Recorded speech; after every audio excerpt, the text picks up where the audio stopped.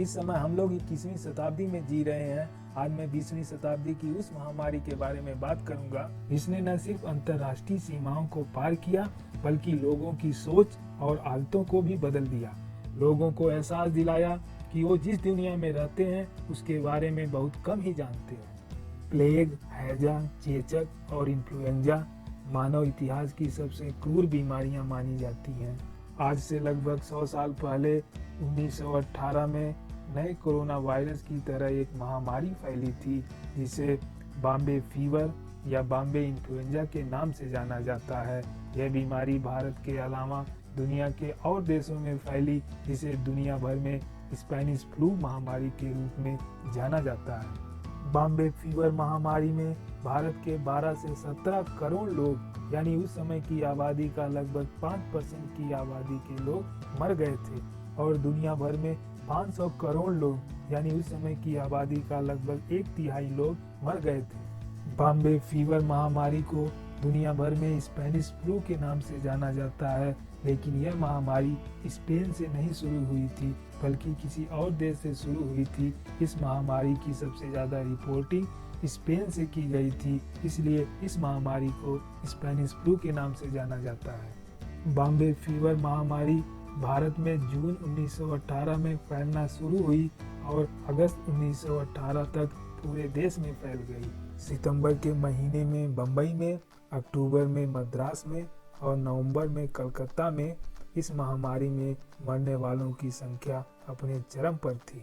इस महामारी के पहले फेज में बच्चों और बुजुर्ग लोगों के मरने की संख्या और लोगों की तुलना में अधिक थी, लेकिन महामारी के दूसरे फेज में 20 से 40 उम्र के लोगों और महिलाओं के मरने की संख्या और लोगों की तुलना में सबसे ज्यादा थी। भारत के स्वतंत्रता संग्राम के महान नेता महात्मा गांधी भी इस महामारी में संक्रमित थे।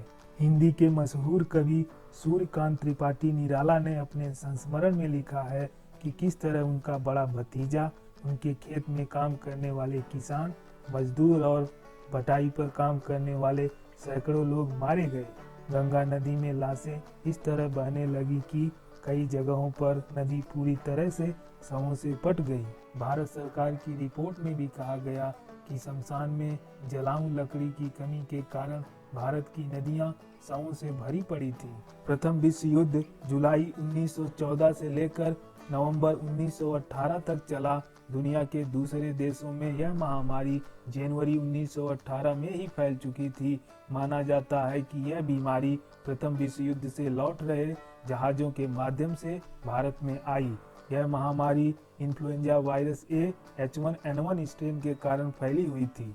इन्फ्लुएंजा वायरस आज भी फ्लू यानी जुकाम के रूप में आदमियों में फैलता रहता है और 1918 के बाद कई महामारियों का मेन कारण रहा है। फ्लू भी एक तरह का सर्दी जुकाम है जो इन्फ्लुएंजा वायरस से होता है। इन्फ्लुएंजा वायरस कई राइनो वायरस का एक ग्रुप है जिसका जीनोम नेगेटिव सेंस RNA का बना होता है। इन्फ्लुएंजा वायरस को 4 फैमिली में बांटा गया है, type A, type B, type C और टाइप D। आदमियों में flu mainly influenza virus type A और टाइप B के इन्फेक्शन के कारण होता है। इन्फ्लुएंजा वायरस टाइप C और टाइप D आदमियों को बहुत कम इन्फेक्ट करते हैं। इन्फ्लुएंजा वायरस का जीनोम एक पीस होने के बजाय 7 से 8 पीसों में बटा होता है और RNA प्रूफ रीडिंग एंजाइम भी इन्फ्लुएंजा वायरस के पास नहीं होती है, इसलिए हर 10,000 न्यूक्लियोटाइड में एक म्यूटेशन के चांस होते हैं, जिसके कारण इन्फ्लुएंजा वायरस अपना रूप हर सीजन में बहुत तेजी से बदलता रहता है। इसीलिए हर सीजन में जुकाम यानी फ्लू की बीमारी फैलती रहती है और हर सीजन में नए टीका यानी वैक्सीनेशन की जरूरत पड़ती है। नए कोरोना वायरस का इन्फ्लुएंजा वायरस की तरह अपना रूप बहुत तेजी से बदलने की क्षमता नहीं है, इसलिए नए कोरोना वायरस की वैक्सीन बनाना और कंट्रोल करना इन्फ्लुएंजा वायरस की तुलना में बहुत आसान है।